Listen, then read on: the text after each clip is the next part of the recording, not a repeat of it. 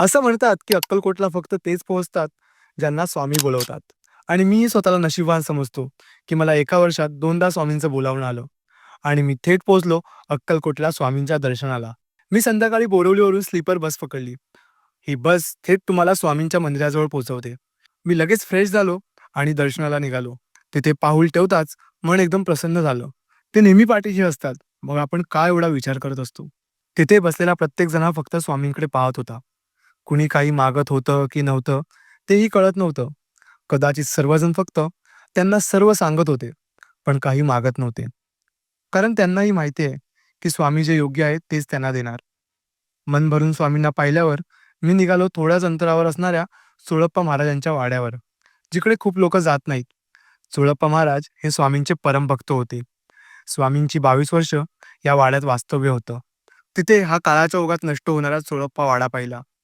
इकडे स्वामींनी लघुशंका करून कोरड्या विहिरीला पाणी आणलं आणि मग असे 4 फूट यांनी खोट्या पद्धतीने स्वामींच्या टाकले सर्व 2 लीला फुटाचे. सांगितल्या, ज्या बाहेरची ऐकून विहीर आहे ना अंगावर हिशोब काटा आला. कोठ्यामध्ये कोरडी होती लघुशंका केली स्वामीने आणि त्यामध्ये पाणी आले. तुम्ही जर हा व्हिडिओ पाहत असाल, मी प्रार्थना करतो की तुम्हालाही लवकर स्वामींचं बोलावणं यावं. बाकी तुम्ही कितीही देवस्थान फिरा किंवा नका फिरू, शेवटी हिशोब हा तुमच्या कर्माचाच होणार आहे.